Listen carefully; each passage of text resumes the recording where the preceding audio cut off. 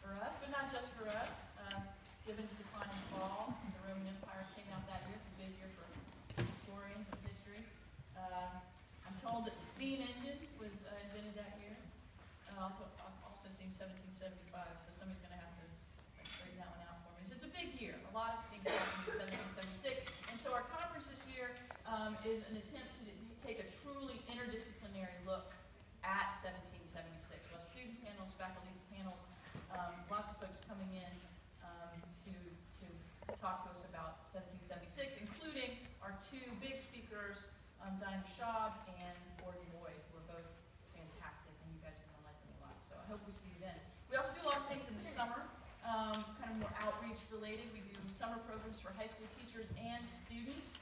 And in fact, I would like to make a special request of you. If you know of a high school student who would enjoy coming to Mercer's campus for a week and reading great books and hanging out and living in a dorm, we would love for you to let us know about them. So we have a sheet out front.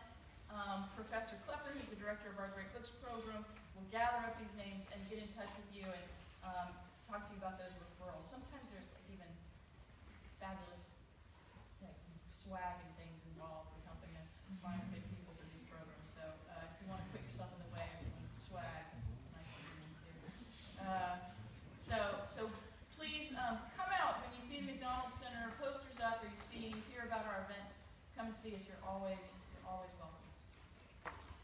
Tonight, it is really my pleasure to introduce to you David Alvis. David and I have known each other for a few years. He is a professor of political science at Wofford. He teaches all kinds of things, political theory.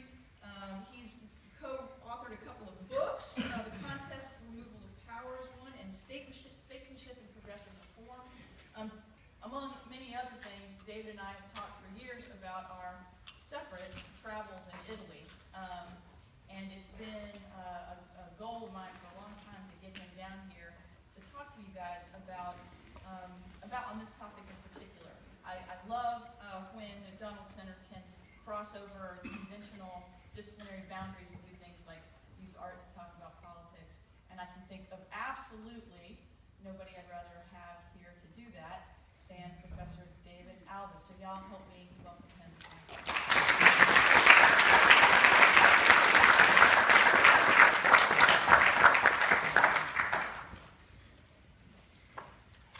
All right, many thanks to Charlie for that introduction, which I can assure you I don't deserve. First thing I want to say is my condolences to you all on your loss. As a member of the SoCon, Wofford College, loss for one of us is a loss for all of us. So I just want to say thank you very much for your willingness to come out this evening, despite the circumstances. As a political scientist, I have to admit it's a little bit of a stretch for me to talk about art history, especially to talk about a work as monumental as the David. And there we are. Not so much because it's so far beyond my discipline, but when I got my job at Wofford, I told them there are two things as a political scientist I won't teach. I won't teach pornography and I won't teach Congress. Now I've had to compromise. There's really only one topic that stands between me and total intellectual debauchery. But the thing I wanted to begin with to talk about is looking at the David and Florence and Israel as illustrations of exceptionalism. And I know that from my experience of teaching, I always discover that students know many things that I don't know. And it's not just the things that you find on Yik Yak, it's the things that you find, the real things, like physics and chemistry, and even Michelangelo's David. In fact, embarrassingly, I often find that my students know things about political science that I don't know. But there is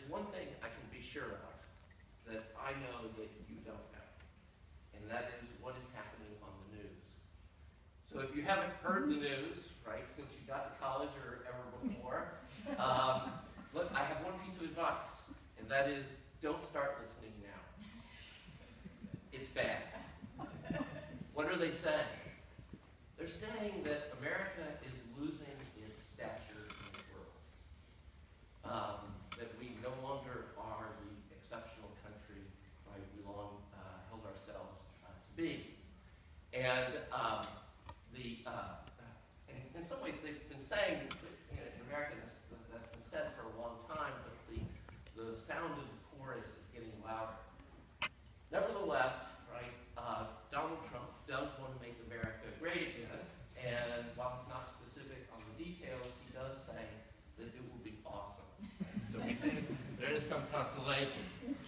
So the subject of my talk is Michelangelo's David, ostensibly, but the idea of political exceptionalism implicitly. And the David was designed to celebrate an exceptional people, the Florentines. But, I'll bet, with some irony, as I'll argue, by an exceptional artist, right, Michelangelo. And here I'd like to look at three claims to exceptionalism. That of Florence, which claimed the David as its model. Israel, whose king was David. But first our own country, that like Florence and Israel, makes its own claim to be exceptional. And if the study of history is fruitful because we see recorded on a noble monument the aspects of all times, as the Roman historian Livy once argued, then the history of Florence may be a lesson for us in what being good in its outcome we should imitate and what being otherwise we should avoid. Now, critics of the idea of American exceptionalism argue that America really only seems exceptional at a time in which its future is most in danger. So you think of lines about American exceptionalism like Abraham Lincoln's "The last best hope for freedom on earth," or Franklin Delano Roosevelt's America as the arsenal of democracy, JFK's America as the watchman on the walls of freedom, or Ronald Reagan, "You and I have a rendezvous with destiny." Each of these phrases comes up at a time when America seems to be most threatened: Civil War, World War II, or the Cold War. So in the view of the critics, American exceptionalism is more of a matter of expedient rhetoric than it is actual, genuine, authentic belief. But in fact, the notion of American exceptionalism can be found among the founding generation themselves. In a letter written by Thomas Jefferson on the 50th anniversary of the Declaration of Independence, he explained that America and its principles of equality and liberty have become the signal for rousing men to burst the chains under which monkish ignorance and superstition have persuaded them to bind themselves, and to assume among the blessings and security, and to assume among themselves the blessings and security of self-government. That form which we have substituted, Jefferson insisted, restores the free right to the unbounded exercise of reason and freedom of opinion. All eyes are open or opening to the rights of man. The general spread of the light of science has already laid open to every view the palpable truth that the mass of mankind has not been born with saddles on their backs, nor a favored few booted and spurred, ready to ride them legitimately by the grace of God. These are the grounds of hope for others. For ourselves, let the annual return of this day, July 4th, forever refresh our recollections of these rights and an undiminished devotion to them.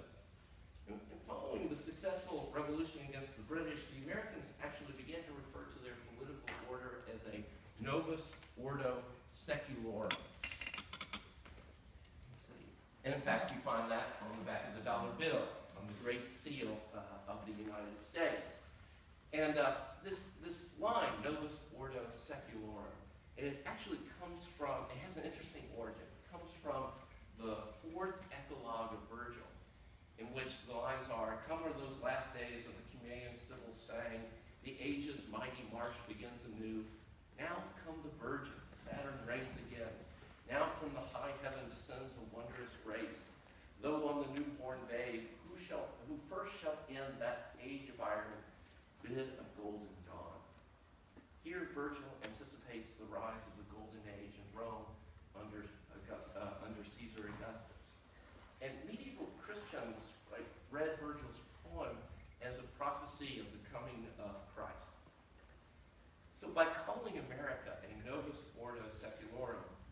founding generation was essentially equating America, the founding of America, with the birth of Christ. As the seal indicates, America's political enterprise is more than just another secular undertaking. It is divinely chosen.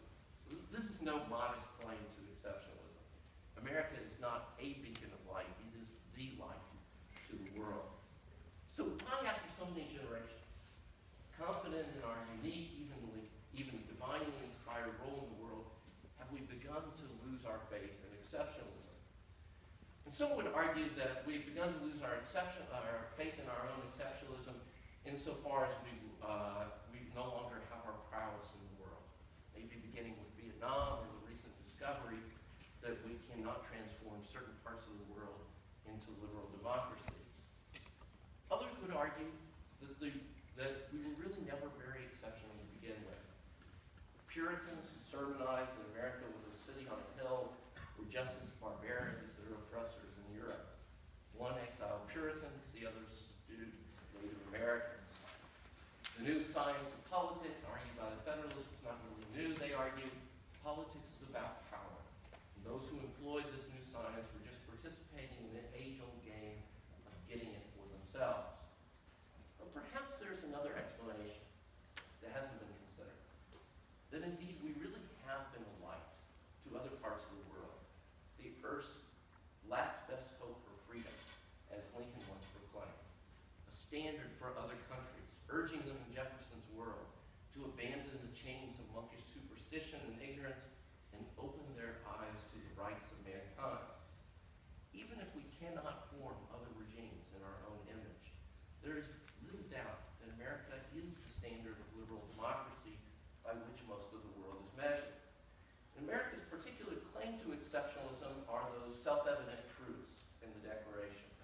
Human beings are created equal, they have unalienable rights, and the purpose of government is to protect those rights, deriving its just powers from the consent of the governed. But if the most of the world has emulated or accepted in theory the principles that make us exceptional, then hasn't our success made us, well, less exceptional? In other words, insofar as the self-evident truths that make America exceptional have become self-evident to everyone, are they really exceptional to America? Or has the world's recognition of American exceptionalism made America, well, unexceptional? Well, we're certainly not the first people to think of ourselves as exceptional. To be God's chosen people was an exceptional claim for the Israelites. And no less modest was the claim of the Florentines, who in 1394 enjoined its famous architect of the famous cathedral, Santa della Fiore, to build a work of such splendor that the human mind shall be able to contrive nothing greater or finer, since it befits a people of noble blood to order their affairs in such a manner that their nobility and lofty sentiments shall be evident in their works. That Florence chose Israel's most famous ruler, King David, as his model comes as no surprise for a people convinced of their own exceptionalism. A small, independent commonwealth amidst the powerful empires of its day, it had the papacy on the one hand, the Holy Roman Empire on the other. Florence imagined itself similar to the Israelite polity, which by the grace of the one true God survived, at least for a time, between the two empires of its day. And in fact, beneath the statue of another David in the courtyard of the main seat of government for Florence, called the Palazzo della Signoria, which is right here. It's notoriously hard to get a good shot of the Palazzo della Signoria because, for weird reasons of its history, it's not built into the center of the palazzo. So, let's see, that one. Here you see the Palazzo della Signoria. This is the main seat of government in Florence, at least beginning in 1290. And here's where David was placed, here at the entrance hall. And this is where the main courtyard of the Palazzo della Signoria is located. And when you enter into it, there's a statue of the David, and beneath the statue of the David is it's an admonition to the city's governing class, which states, "The victor is whoever defends the fatherland. God crushes the wrath of an enormous foe. boy overcame a great tyrant, conquered both citizens. David was a particularly apt emblem of the city's civic vision. Maintaining one's independence in this quagmire of foreign policy problems required great virtue and talent, and perhaps a touch of divine superintendence. The final placement of the David there in front of the Palazzo della Signoria, right, of Michelangelo's David in front of the entrance of the governing palace was sort of the apogee, the culmination of the Davidic iconography already taking place at the center of Florentine government since the beginning of the 15th century. So there was actually four Davids in the building. One scholar explains, Michelangelo's David became a part of this symbolic imagery of civic power made by, merely by its placement on what is known as the Ringhiera in 1504. So David, there used to be a platform, the speaker's platform went all the way down the front of the building. And so this is where major speeches would have been given from the city, or the city called together a group of a popular assembly. They would have given speeches on that, what is known as that Ringhiera, or that platform. So that's kind of the heart of the political life of the city. And in the, together, Michelangelo's hero, together you have Michelangelo's David, you also have Donatello's Marble David, which is there in the center. You have, Donatello's Marble David, which is there on the left. You also have Donatello's Bronze David, which is in the middle, and then Verrocchio's David, which is here on the right. So all the Davids were requested to be brought into the Palazzo della Signoria. So it became like the main hall of the Davids. So when the Florentines had exiled the Medici, they called all the Davids into the main seat of the government. And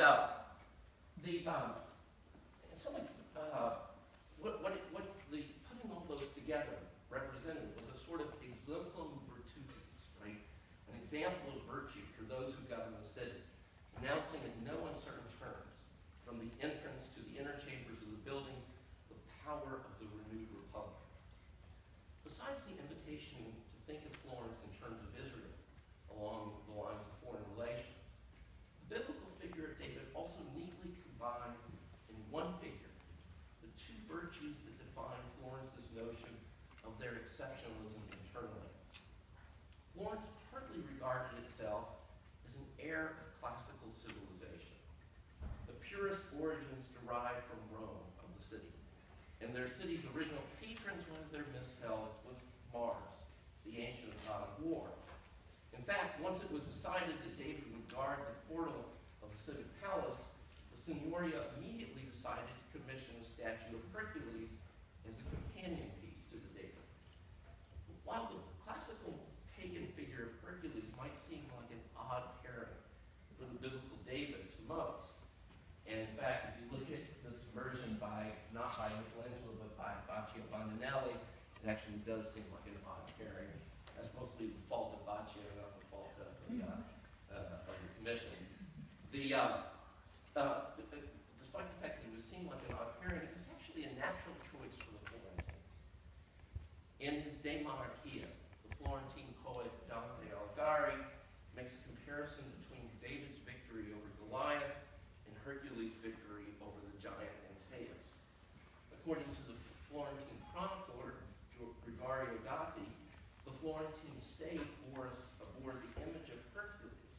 So on the seal of the state was an image of Hercules with the inscription, Hercules was a giant who stood above all men with his virtue and strength.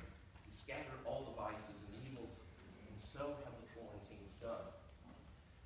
While such ancient models like Hercules perhaps raised a noble sense of civic devotion among the Florentines, a spirit that would be extremely useful for sustaining the city's fragile independent republicanism, the same models also posed the danger of causing the Florentines to forget their more fundamental Christian mission of referring all efforts to the greater glory of God.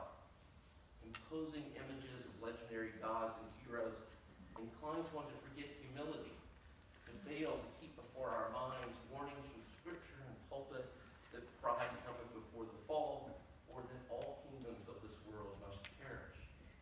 Within the moral horizons of the ancients, commonality of citizenship means much, if not everything, whereas within the horizons of a Christian, citizenship means little, if anything. Now, biblical David, however, offered a rare exception to this tension between Judeo-Christianity and the classical Republican order. And the Florentines thought they found in the biblical figure of David an easy reconciliation of classical virtues of pride and fortitude, as well as the humble virtues of piety, humility, and forbearance. David, if you think about it, right, is a great warrior, but he's also a humble shepherd boy. And with David as their model, the Florentines could claim that they have it all. And the period during which Michelangelo was employed to sculpt the David was actually a particularly acute time of self-consciousness for the Florentines regarding their republicanism. Florence had long claimed to be a republic, but this was really typically more true in appearance than actually in reality. So you know, of course, the name of the Medicis, right? So on the one hand, the Florentines always claimed to be Republican, democratic. On yet on the other hand, we know that the people, the family who pulls the strings, political power in Florence were always the Medici. Were the, at least in the late 1400s, the Medici family. Now in 1494, a series of events took place in Florence under the charismatic leadership of one Dominican friar, Fra Girolamo Savonarola, that dramatically changed the future of the Florentine civic order. Savonarola, who had a penchant for mysticism and fanaticism, claimed to have received a revelation that a reform of Italy and the church would soon result from the invasion of a mighty king. And lucky for him, one actually did show up in 1494, when Charles VIII of France menacingly parked his troops right outside of Florence. And Piero de' Medici, who was the highest-ranking member of the Medici family at the time, sort of consequently the de facto leader in Florence, capitulated to the king and allowed him to occupy the city. And even though Charles VIII actually came to terms with Florence without actually taking possession of the city, the event led to complete contempt for Piero and for the Medici family. And within a few days, the whole family was exiled from the city. And Savonarola then moved to establish a popular regime in the city that gave the authority to a great council of 3,000 citizens. So this is the most democratic that Florence had been. And the Palazzo della Signoria was renovated to include a great hall, right, where the council would meet. Now, unfortunately for Savonarola, his denunciations of the church didn't go over so well with the ecclesiastical hierarchy in Rome. So the Pope Alexander VI excommunicated him and then put an interdict on the city. So he put an interdict on the city. So Florentine's enthusiasm for Savonarola waned pretty quickly. In fact, they burned him at the stake that year. So that brought us to a quick end to the city. And then there was the typical back and forth between the elite families and the popular regime, which was soon settled with the rise to power of an elite with popular sympathies, Piero Soderini. It was under Soderini, Florence retained its popularly based political order, but acutely aware of the propensity towards anarchy witnessed during the days of Savonarola, they made him the Gonfaloniere for life, as opposed to the fact that most political offices in Florence were always about 2 months in the length of their office. 2 months, 3 months, that was the typical term of office. But with Soderini, they decided we really need some political stability here, so we're going to make you Gonfaloniere for life. And with a long battle ahead of them against Pisa and a sort of general anxiety about the turmoil within, Soderini's lifetime appointment promised to bring much-needed leadership and stability to Florence. The rise of popular government in 1494 was really a sort of crowning moment in the city's development. With the expulsion of the Medici, Florence was attempting to be what it had so long claimed to be, and that is a real republic. Savonarola's combination of sort of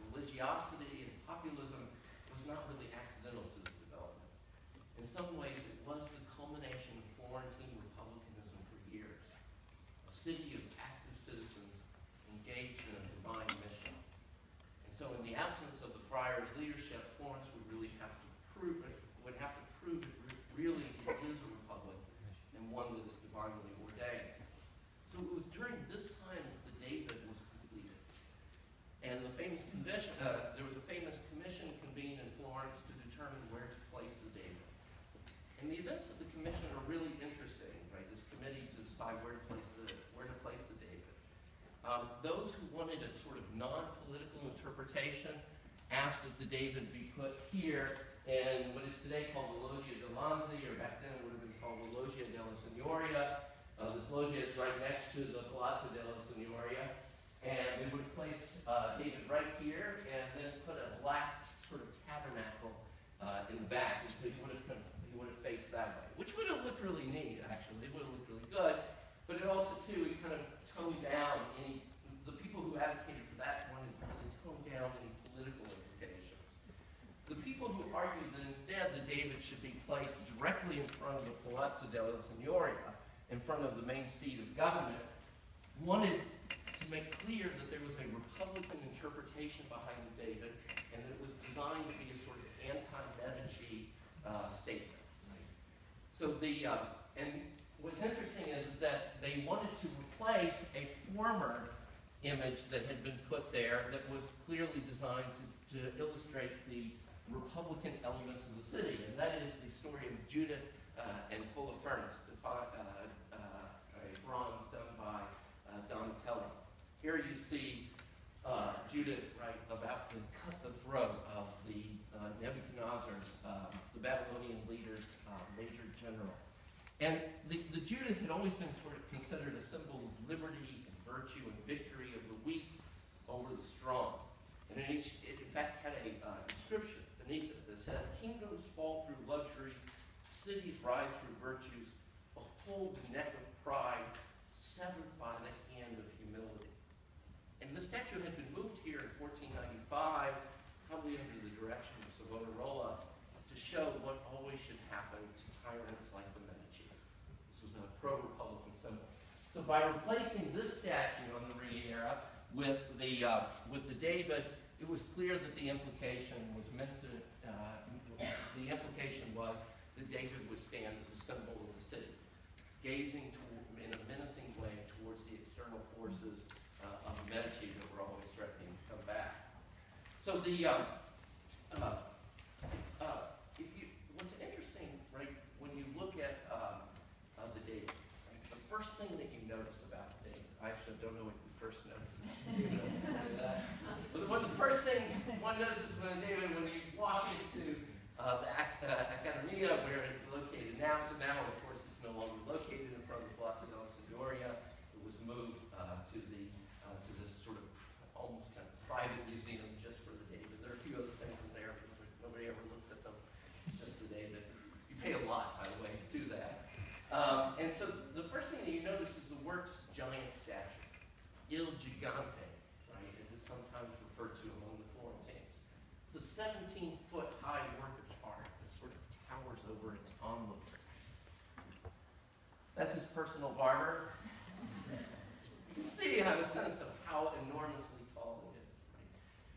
But the irony of the statue is that Michelangelo has chosen to depict the David at the very moment that he slays the real giant, Goliath.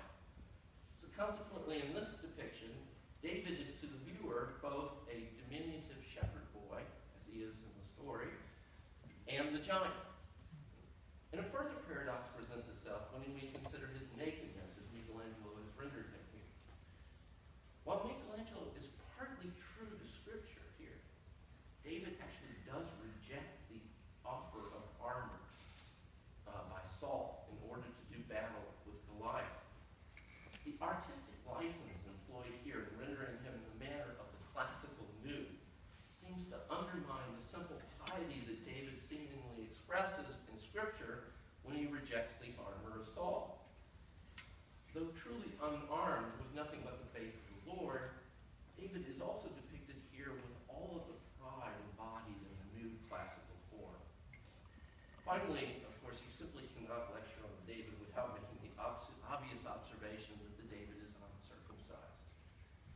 I don't have any detailed image of that. Political scientists, we have rules of decorum. So. But it is rather odd, or even paradoxical, that a statue of a man who calls Goliath this uncircumcised Philistine would retain the foreskin in Michelangelo's rendering. But perhaps the oddest paradox of all is that the Florentine Republic has chosen a monarch as a pro-republican symbol. Not only had David removed the Plaza della Signoria as a symbol of the Republic's victory over the Medici, but Soderini had also commissioned Michelangelo to carve Hercules as a companion piece to celebrate the same subject. Yet neither the monarch David nor the heroic loner Hercules seemed particularly republican. David is a king in a political order where the Israelites had explicitly rejected other forms of government and adopted institutionalized a monarchy over the objections of the Lord himself. Hercules lives like a god, neither wanting nor needing human companionship. So why would you choose these as images of the Republic? To grasp the potential meaning of these tensions or paradoxes within Michelangelo's David, I think it's useful to understand some of the problems or the tensions within the Davidic monarchy in Scripture.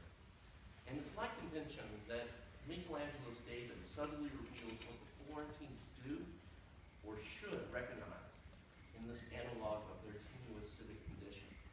Israel's exceptionalism will indeed turn out to be more like Florence's than the Florentines actually know.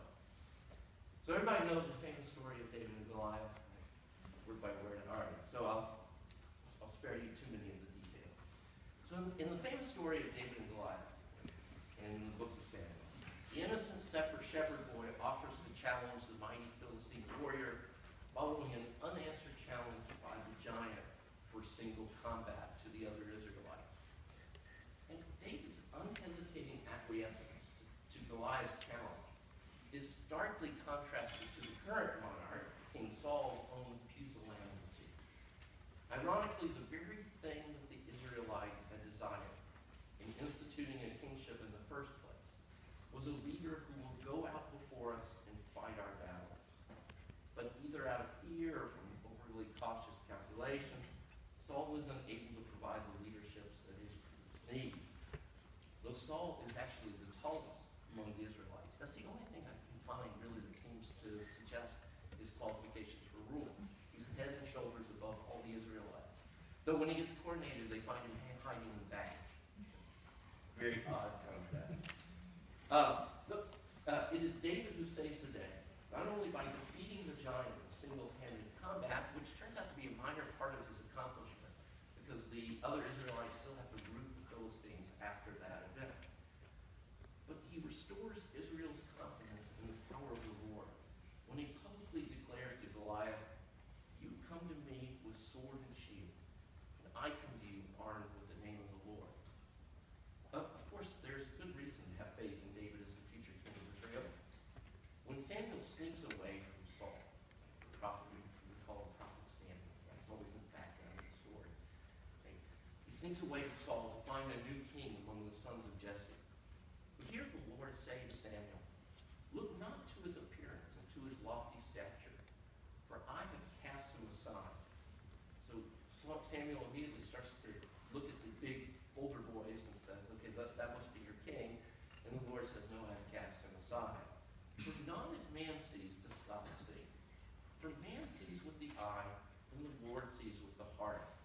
So the lesson here is simple. Appearances are deceiving. Hence, we should listen to the word of the Lord rather than trust in our powers of sight. But this dependence on sight turns out to be the central problem of the whole Israelite monarchy. In response to the people's request for a king, the prophet Samuel volunteers a devastating prophecy of the evils that will befall such a political arrangement. He says, "Your sons he will take and set for himself in his chariots and cavalries. He will set for himself captains of thousands and captains of 50, plow his ground and reap his harvest. Your daughters he will take as his confectioners." The problem with Samuel's warning is that most of it is about the problem of centralized authority, which turns out not to go over it's not very persuasive to the Israelites, because that's exactly what they wanted in a monarchy. We want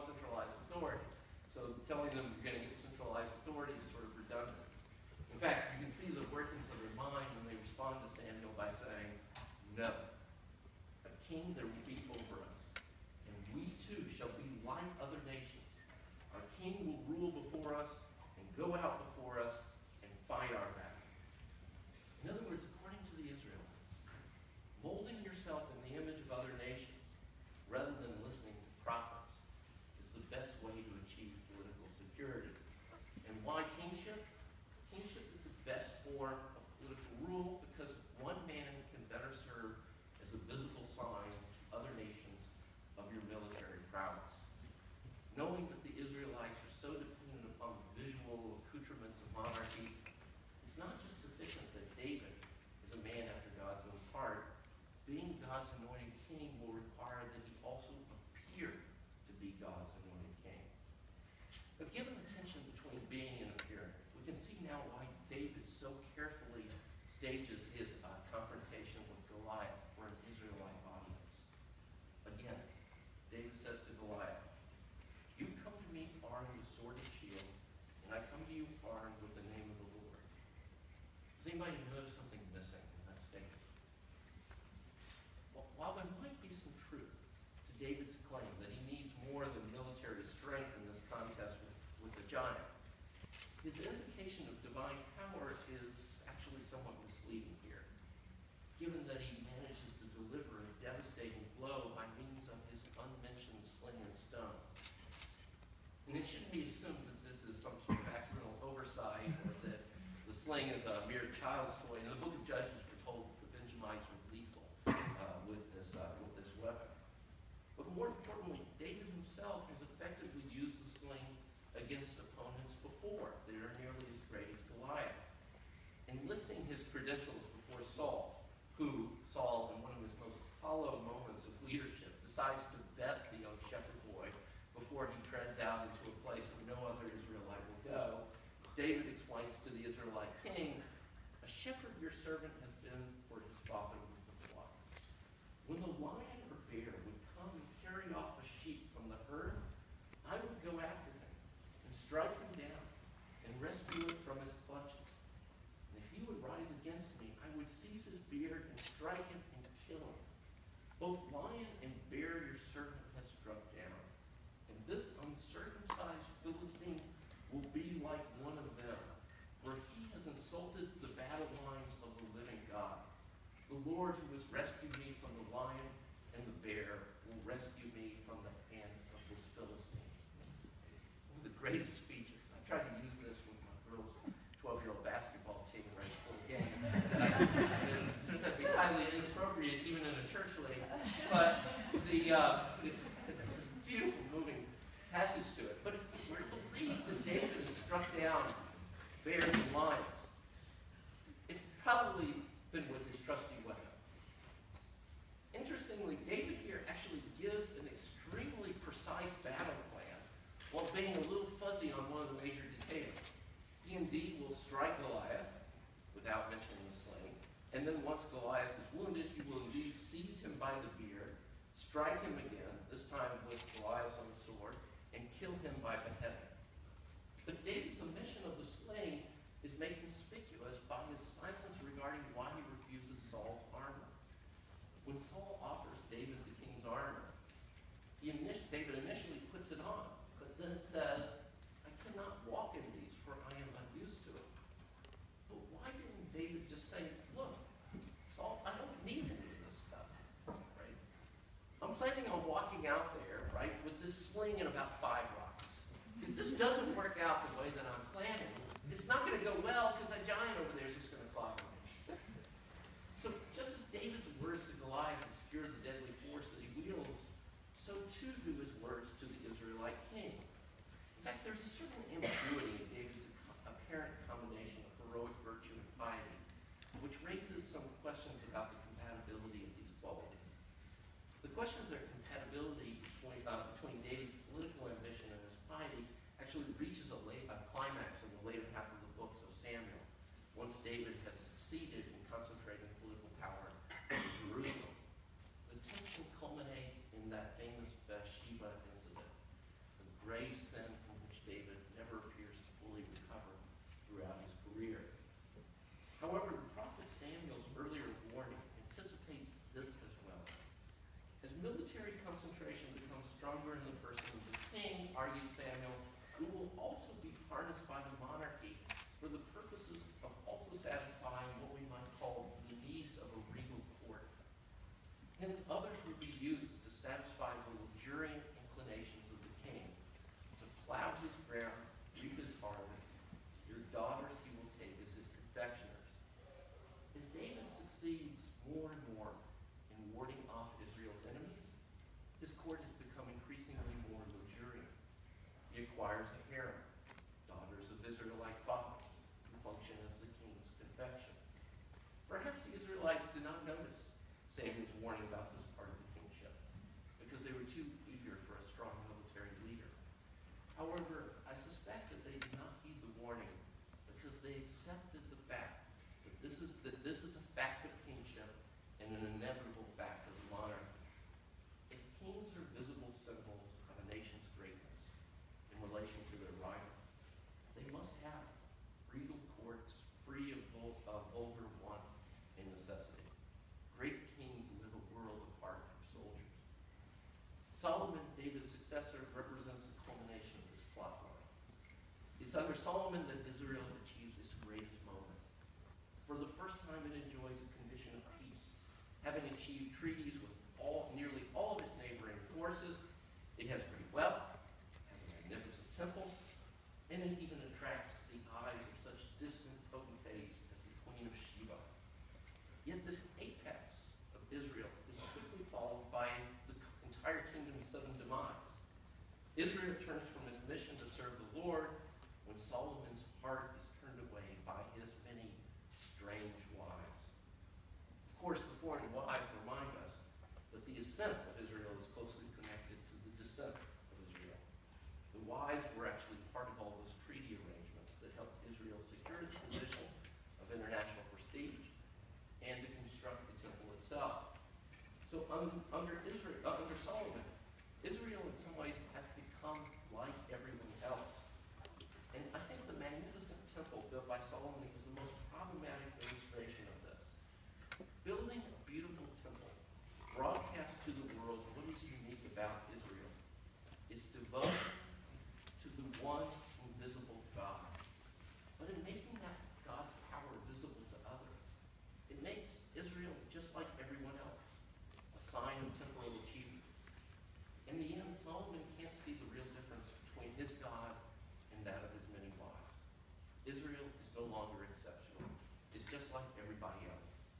His crowning achievement as a political order is simultaneously its demise. I believe Michelangelo's David is designed to capture this ambiguity in the biblical David in a manner that is similarly instructive to his fellow foreigners. So the answer to the first paradox, why the uncircumcised David? I think the answer here is actually pretty simple. If David were circumcised, he would appear to be Jewish. That sounds really stupid. But the thing is, David is about Florentine, not just about the king of Israel. So in some ways, here we think we see a man who has it all. Classical virtue, right, in piety, in perfect consonance. Look at a better image of it here. Right? Here we see, so the statutes making this, right, suggest the innocence of a young shepherd boy who embodies Christian piety, and yet the mastery of the classical nude also suggests a pride and confidence in natural human abilities characteristic of the classical Republican ideal. But there is one element of the statue, right, we haven't looked at yet, and that is the hidden sling points, I think, to the fact that this combination requires some deception. The peculiar positioning of the work's profile not only serves to draw attention to the nude body, but it makes it even more difficult to see the death-dealing weapon from the vantage point of the typically placed onlooker. This would be about the appropriate location, a little bit more at this angle. It would be very hard to see the weapon from that angle. Additionally, the statue was originally designed to be placed atop one of the buttresses in the northern tribune of the cathedral. So the original location, right, would have been on one of these spurs of the buttresses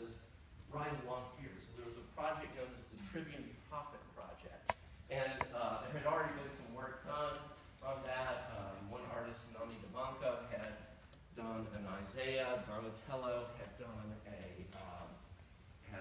a David. They ended up being too small. Later, Donatello does a giant terracotta. They kept having to whitewash it constantly.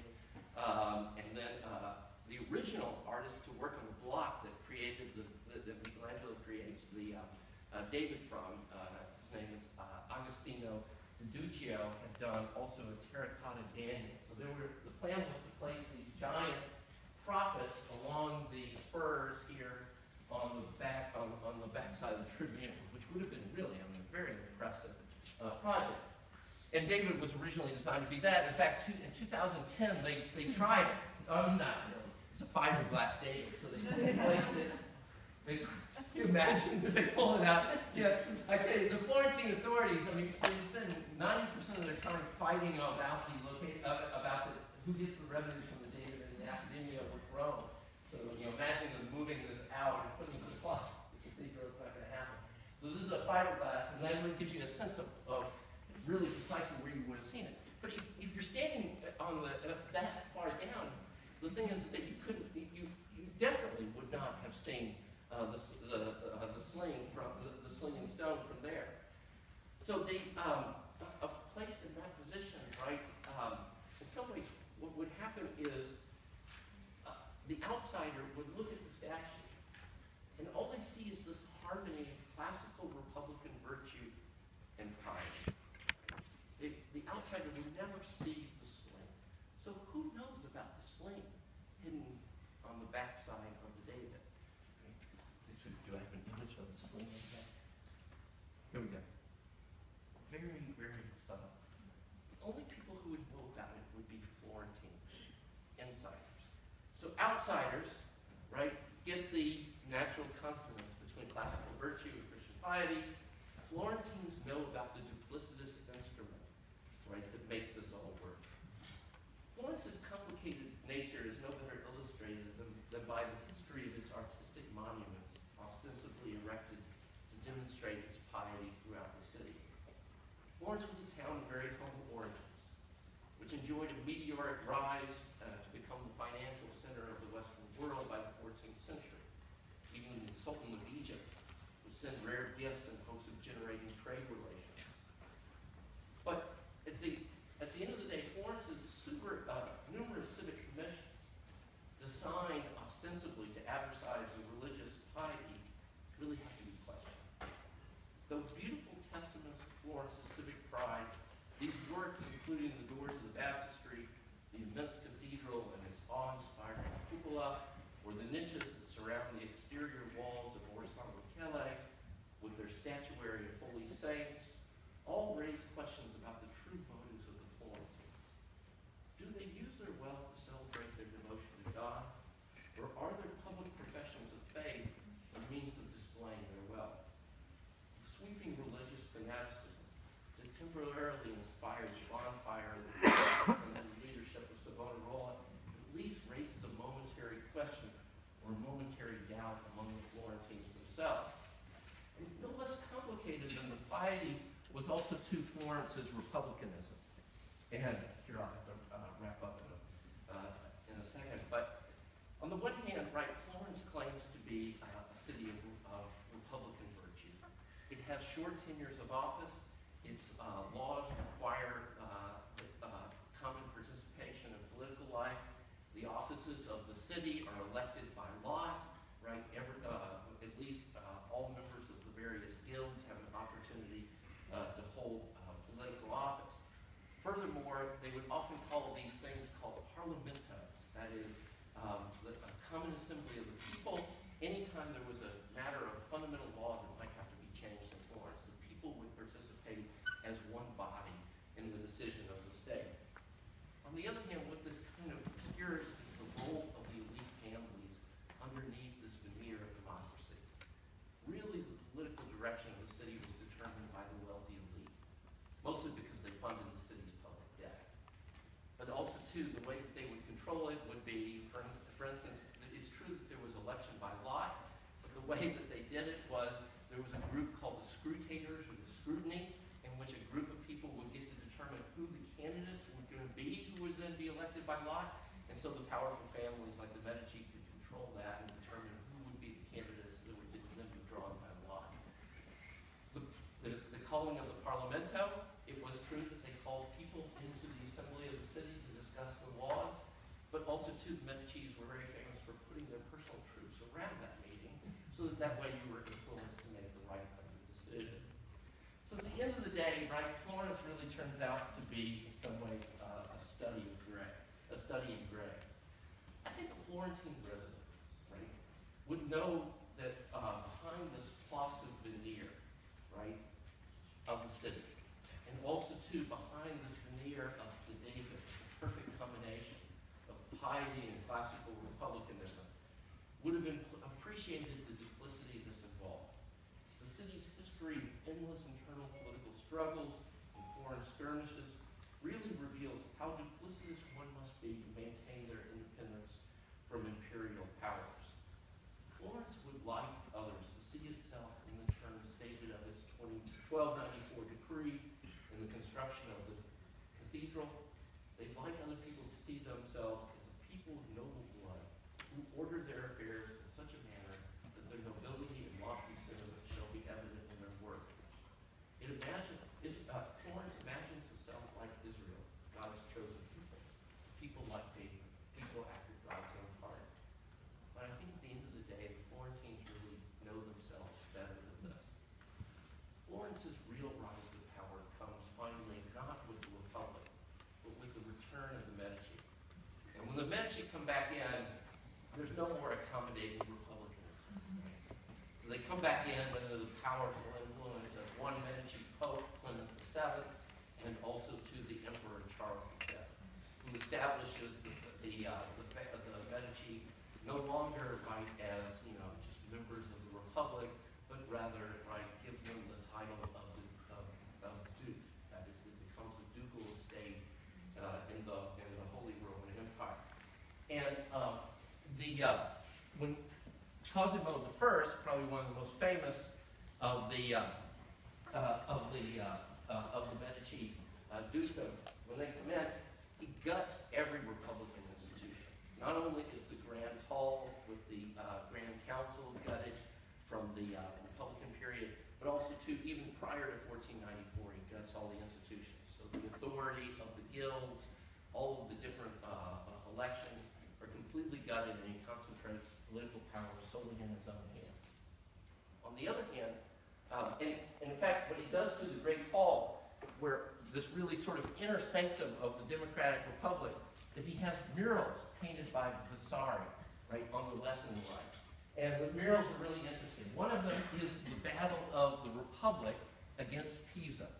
And if you notice, it's a really motley battle, and it took 14 years, and it's just a mess, right? So you got one side demonstrates that. I mean, that's what Cosimo had commissioned for that wall. And here you have the Battle of Siena, right? And what's demonstrated here, as you can see, it's very orderly and very well done and very well structured. And there's a lesson here.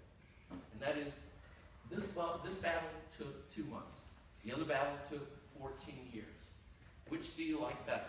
Centralized authority or Republican forms of government? And in fact, if that wasn't enough, then Cosimo really illustrated what he thought of his own authority, and that is by having Vasari paint in that very hall what is called the apotheosis of who? Cosimo I, rising up like Caesar Augustus, issuing in a new golden age, a novus ordo secularum. In some ways, under Cosimo's influence, Florence, right, became the wonder of the Western world, both aesthetically and also politically. They conquered all of their enemies in the neighboring area, and in fact achieved the kind of peace that only Solomon saw in Israel. But ultimately, under the Medici dukedom, Florence really became indistinguishable from the rest of the world. It became nothing more than sort of a part of the Holy Roman Empire. And so, in its greatest moment of achievement, it also becomes, in some ways, an unexceptional regime. And one of the things that also too that neatly illustrates the Medici's attitude towards the Republic is Originally, it was Michelangelo that was going to carve a Hercules to go with his David. The Medici took this project away from Michelangelo.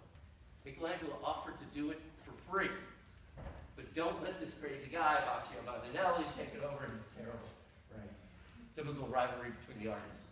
Baccio Bandinelli was a personal artist of the Medici family. They took the project away from him, had it done by Baccio Bandinelli, which was a very different meaning. Not one that celebrated a republic, but rather one that celebrated the Medici. And so what's happening here is Hercules is holding the wild caucus. And what the statue demonstrates is Hercules is offering a moment of clemency. He's not going to kill this wild cactus that he's subdued.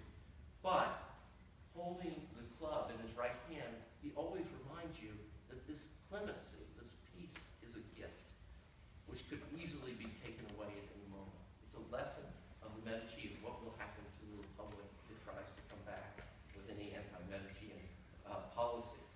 So, in the end, I just conclude by saying this, and that is, exceptionalism, I believe, makes two claims that may not actually be compatible. On the one hand, it's a claim to particularity. Mine is better than yours. On the other hand, it has universal aspirations. It wants to be universally recognized. Everyone should acknowledge mine is better than yours. But the more that a regime achieves the latter, the less it seems particular. The less that mine seems to be a special possession that belongs exclusively to me. Like Israel and Florence, it indeed may be that our success as an exceptional people explains why we feel less exceptional today. And there's an argument among art historians about what the precise moment in Scripture Michelangelo's David is supposed to represent. Is the furrowed brow and the incensed stare in anticipation of his confrontation with Goliath?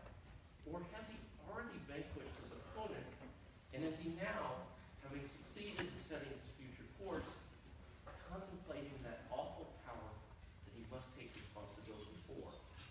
Perhaps Michelangelo intended this ambiguity so that the viewer is forced to think about both at the same time, both moments at the same time. Like the David, exceptional regimes exist in a suspended moment between their ascent and their demise. Perhaps the greatest insight into exceptionalism does not come from those who look inside out, but from those who, like the spectator for whom Michelangelo drafts his art, who look from the outside in. Thank you very much.